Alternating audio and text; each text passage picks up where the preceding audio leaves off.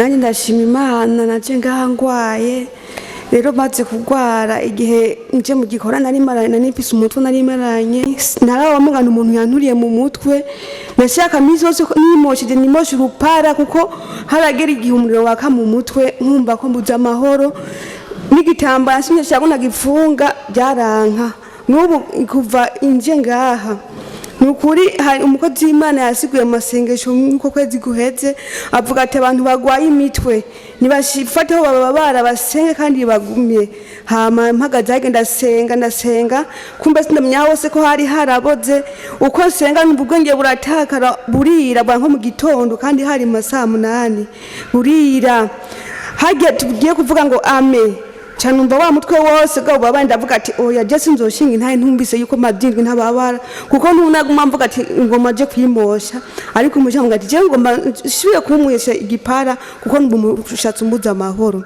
ibyo nkaguma ngangugumba ngo maguma yimosha igipara ngo misi yose ngandi nkakumiga ko mbabara uwo mutwe umbabaza kuko sinjakunda ko nikora ku bitugu nta kintu noshira ku bitugu ngo bikunde ubu byarakize ubu Imana yaramfashije umutwe waramvuye ko cyamba gati nzoshinga Imana hamukindi ngomashimira Imana kandi igihe najanga hamwungera ukambwira ati ngwaye ngogeruza n'umushinga nahe wawe sindi kuvyibuka nabona ko bidakunda kuko nahari abantu baramaze kumubwira ubutuma nibeshi nanje nkagerageza kumubwira agacambwira ngo none gufasha shifashe ngo sindaba bari mu bitaro undabara babose ngo kiyeti yuko ntibyiri bayo teravuka ubugira kabiri ntuburakizwa umukozi w'Imana wo pastor asengera ahantu aza akambwira ubutumwa aranka buko ibyo munsi nagiye mbabaye umutima navuga ati nibwo ndayimubwiye je ndabona nibishoboka umwigishe mwarimu arampenze apotera jewe ndabona ko minga ntacankoreye buryo narashye ndayimubwira mu uwo mwanya cyambunga ngo nzoza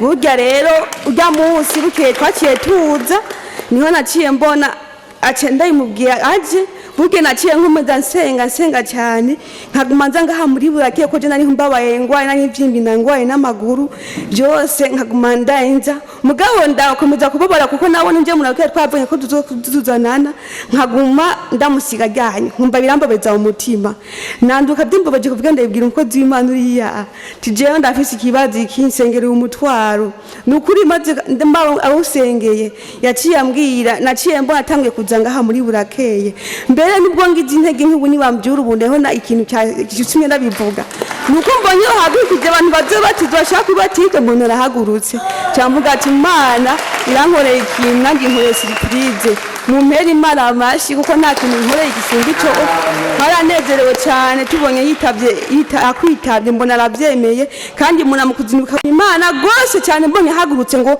Nenanze umwami Yesu n'umukiza wacu mbona aravyemeye ibyo bintu byanyoye cyane Imana yacu nta kinanira nta muntu azoza ngaha nukuya nta tuzoburira ngaha Imana ni hagucubahiro imve nahe yanje magaza imbere shima Imana cyukuri bene data Imana irahari na cyane ngaha muri Repentance cyo bwa mbere nkishika muri Repentance nari ngwaye ishanu nta n'umuntu numwe yankozeko baravuze abantu bagwaye bamanika ibiganza tubasengera twarasenze haraheze indwi irenga inda ntashobora gufyonda uwo mwanya bahejeje gusenga byari byahetse ni gitangaza rero kitanasanzwe hama ikindi nshimira Imana haraheze iminsi nk'ukwezi cyakazi karahagaze nagiye numva umubosi ampamagara ambwira yuko bivanye na konti wanje igirihere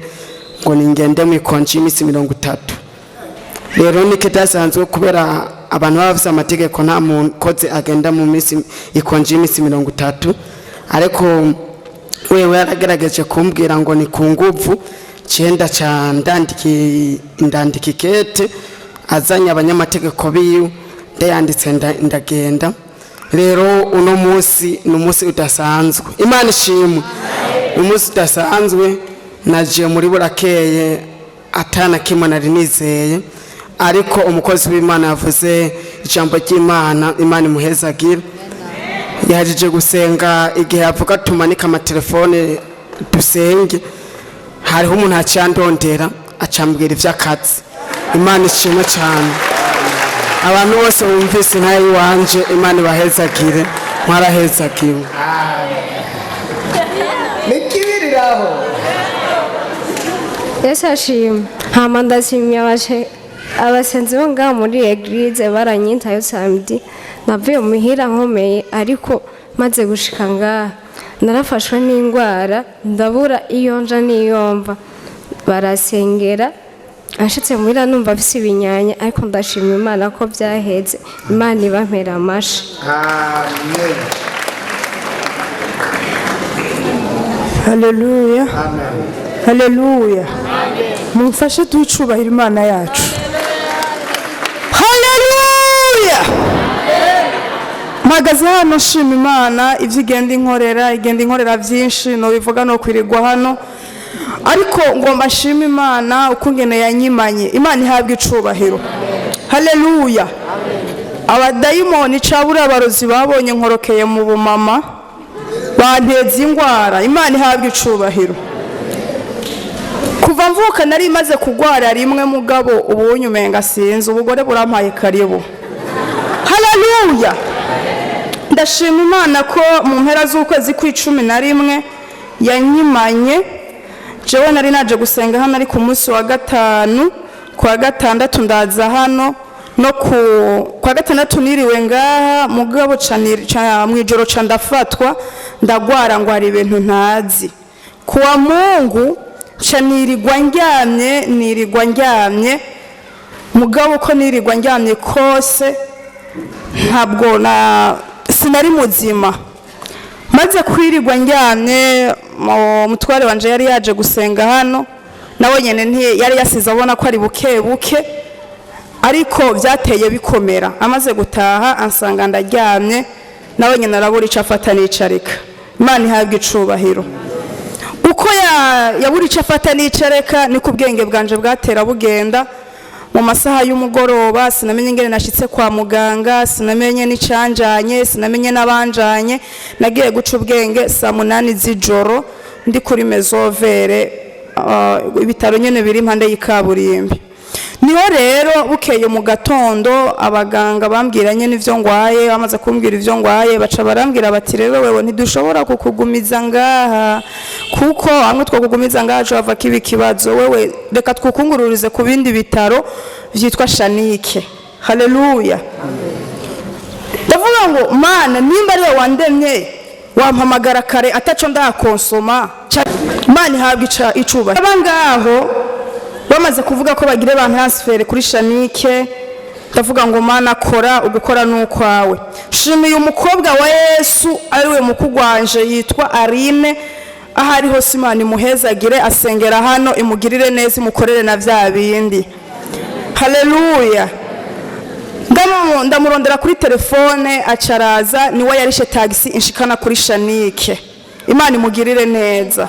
Shimiye n'umuvyeyi wanje Imana imugirire neza imuhezagire yankuye imata n'inzanye Bujumbura kugira nk'umuvyeyi wa original. Imana iguhezagire papa. Bimaze kugenda uko ndikora ku basenzi ba hano. Shimiye n'uwitwa Regina nawe nyene n'umuvyeyi wanje Imana imugirire neza yaranyitayeho. Nuko bimaze kugenda uko jewe ntisimikuraho ndyamye nta kintu na kimwe nihereza, ariko ndashika muri taxi baranyinjizayo baranyicarika nagenda ni abantu babiri nibo bagenda banyiyegetse barashikana no kuri Shanike. Kuri Shanike ndaba ngaho baramvura banshira serumu 21. Izo serumu zose zampereyemwo navuye mu bitaro ziheze, ariko nubwo navuyeyo ziheze ubuzima ntabwo bwabandanije bukomera. Ngeze hano ku munsi wa gatanu ariko Imana ihabwa icubahiro. Ku munsi wa gatanu natashe navuye mu bitaro ariko wa gatatu kwa kane nirirwa mu nzu ndavuga ngo kwa gatanu uko biri ejo kwa gatanu uko biri kose nzogenda mbonane n'umuvyeyi wanje. Bimaze kugenda uko kwa gatanu ndaza mugabo nza ntari muzima, nza ntazi muri make sinabona iyo ndiko ndaja niyo ndiko ndava. Ndabonana na mwungere aransengera. Muri make abasenzi bose ba hano Imana ibahezagire ibagirire neza ibakorere na vya bindi. bimaze kugenda uko baranyitwararika baransengera sinamenye ibiriko biraba sinamenye iyo ndi nta kintu na kimwe nabona abansengeye barabizi rero nivyo nshima Imana kuba nshitsi isaha ndi muzima ntaco nabaye sinapfuye kuko sindayikorera shima Imana ko yanyongeye ubuzima rero ikandinda urupfu n'ubuko biri kose ndaza ubuzima ndacabufise Yesu abahezagira.